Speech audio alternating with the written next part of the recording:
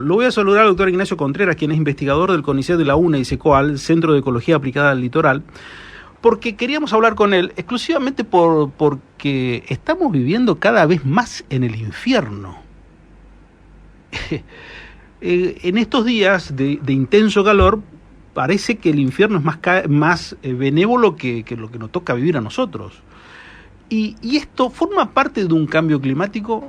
Esto forma parte de algo que se puede llegar a prever, especialmente cuando hablamos de esto, decimos las consecuencias negativas, como ser lo que está padeciendo la provincia de Corrientes con los incendios forestales, frutos de la falta de lluvia, fruto también de los intensos calores.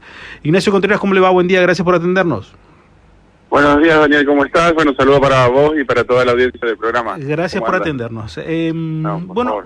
La recurrencia de estos eventos climáticos extremos expone la necesidad del sistema de alertas tempranas. Todos estamos de acuerdo, pero ¿se puede hacer una alerta temprana sobre esto que está pasando? Bueno, a ver, es necesario, ¿no? O sea, tener una alerta temprana sobre las posibles amenazas que pueden suceder. Es fundamental, digamos, para mitigar el impacto que puedan llegar a tener, digamos, el evento cuando sucede. Entonces, si no vamos a estar preparados para las inundaciones, bueno, cuando llueven 300 milímetros en 3 horas, después no nos quejemos. Si no vamos a estar preparados para los incendios, cuando se incendia 1 millón de hectáreas, y bueno, no nos quejemos. Entonces, es fundamental tener, ¿no es cierto?, esta gestión y alerta temprana, y tener personal tanto del Estado, o sea, médicos, tanto de medicina, policías, bomberos y demás, preparados para todo este tipo de eventos, porque nosotros nos encontramos en una región que lamentablemente pasa por estos extremos cada tanto, y sobre todo en los últimos años, a partir del 2015, que empezamos con estos años de mucha inundación, después pasamos a mucha sequía. En el 2024 tuvimos un año de precipitaciones por encima de lo normal, y ahora estamos de vuelta en sequía. Entonces, tenemos que estar preparados para vivir o una u otra cuestión, digamos, y sucesivamente, ¿no? O sea, no pensar que dentro de 5 años tal cosa. No, el año que viene pueden volver las inundaciones, por ejemplo. Pero, a ver, ¿esto será recurrente? Digo, todo esto que venimos viviendo en los últimos años, como dijo el 2015, ¿esto hace prever que vamos a seguir siendo cíclicos así? Y bueno, por el tema de esto de calentamiento global, y que se está hablando, ¿no es cierto?, generan, y esa cuestión del cambio climático, una de las cuestiones de que se hablan es justamente el aumento de la recurrencia, o sea, de la frecuencia con el que ocurren los eventos extremos, y sobre todo la severidad, ¿no? Entonces es como que tendríamos que estar preparados para ver cada vez eventos más extremos, o sea, que cada vez sequías más fuertes, o inundaciones más fuertes, digamos, y más frecuentes. Claro. Eso es lo que al menos se está esperando. De todas formas, hay cuestiones que son cíclicas y que son naturales, entre comillas, ¿no? Porque, por ejemplo, hasta la década del 70, antes de la década del 70, el promedio de las precipitaciones de la ciudad de Corrientes, anuales, era de 1.200 milímetros. Ajá. A partir del 70 hasta más o menos ahora, en la actualidad, se incrementó a 1.400, o sea, hubo un aumento de 200 milímetros. Claro. ¿Qué quiere decir esto? Que a partir de la década de 70 empezó a llover más.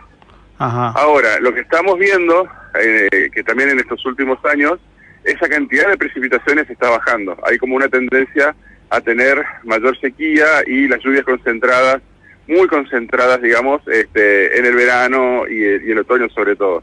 Cuando yo estudiaba geografía, a principios del siglo, digamos, nos decían que el promedio era de 1.200, y que teníamos lluvia todo el año, que nosotros no teníamos sequía.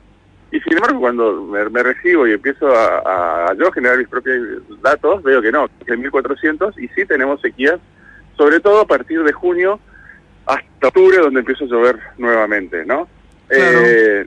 Pero, y aquí voy en esto, digamos, que antes de los 60, quizás las precipitaciones eran de 1.200 y teníamos calor y estas olas de calor y demás, pero lo que pasa es que para nosotros tener registro de eso tendríamos que hablar con personas que eran jóvenes en la década del 50, del 40, del 20, y bueno, ya creo que ya no deben ser muchas las personas, ¿no? Pero está bien, pero Ignacio, entonces, pero esto que vos me detallás, que la verdad es muy interesante porque me planteás con estadísticas claras como la de la década del 70 ahora, sí. esto que estamos viviendo es un cambio lógico, digo, de ciclos de la humanidad, o estamos sufriendo, impactando con otro tipo de cosas, como ser el calentamiento global, que nos está derivando hacia consecuencias que no estamos viendo. Bueno, a ver, hay una mezcla de todo, ¿no? O sea, obviamente partimos de que son ciclos naturales, de que vamos a tener años más cálidos, años más fríos, años más húmedos, años más secos. Eso es normal dentro de la naturaleza, Sí. porque a lo largo de la historia del planeta, digamos, vamos a tener registros donde hizo mucho calor, donde tuvimos eras de hielo y así sucesivamente. Lo que nosotros por ahí estamos viviendo ahora es que todo el desarrollo humano genera que muchas cosas se potencien, ¿no?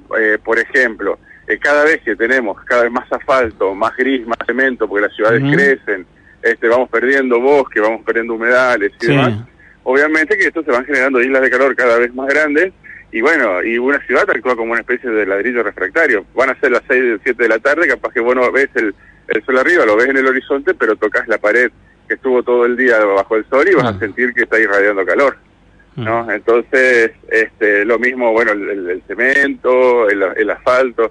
Entonces, obviamente que vamos a sentir cada vez más calor cuanto mayor sea el crecimiento o el desarrollo humano, sin contemplar dejar espacios verdes, respetar humedales y ese tipo de cuestiones. Entonces, nuestro quehacer humano también impacta, digamos, bueno, obviamente ni hablar de la deforestación y otras cuestiones, ¿no?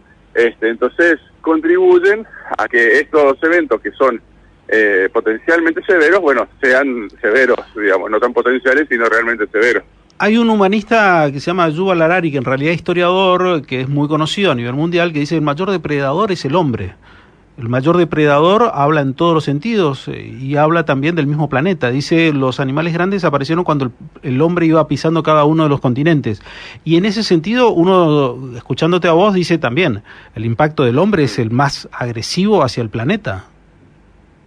Y sí, pero a ver, pero también tenemos que ser coherentes con nuestro discurso, porque por ejemplo, todos estamos en contra de la minería del litio porque genera mucha contaminación del agua y todo el impacto ambiental que genera, pero después todos queremos tener la última batería. Un auto eléctrico, un celular de última generación, que la batería te dure 3 días. Entonces, es como que, o por ejemplo, sí, tenemos que cuidar el agua, pero uno no tiene idea de cuánto consumen por día. O sea, yo te pregunto vos cuántos litros de agua consumís. No seguramente me vas a decir 3 o 4 litros porque tomás mucho tere y porque es lo que recomiendan los médicos, pero mucha gente se olvida de que cada vez que tiras la cadena pueden ser entre 6 y 10 litros, cada vez que te bañas son 80 litros, cada vez que lavas un auto que fregás también son cierta cantidad. Entonces, el consumo de litros de agua por persona en la ciudad está alrededor de seguramente de los 5.000 litros fácil por mes. Lo que pasa es que también nosotros tenemos un río Paraná que para satisfacer la demanda de agua basta con que pasen no más de 5 segundos, porque tiene un módulo, o sea, sería el promedio anual, de 17.000 metros cúbicos por segundo.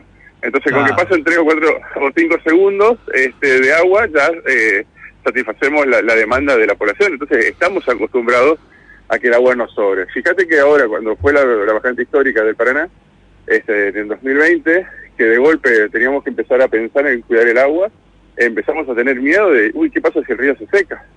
Claro. Por esta cuestión de que estamos acostumbrados a que en realidad sea la inundación el problema y no la sequía.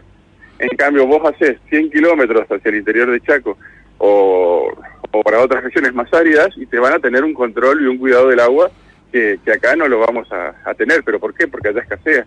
Entonces también hay una cuestión cultural en cuanto al cuidado de los recursos que muchas veces no son acompañados por la sociedad. Es verdad, es verdad. Ignacio Contreras, un abrazo, gracias. Sí.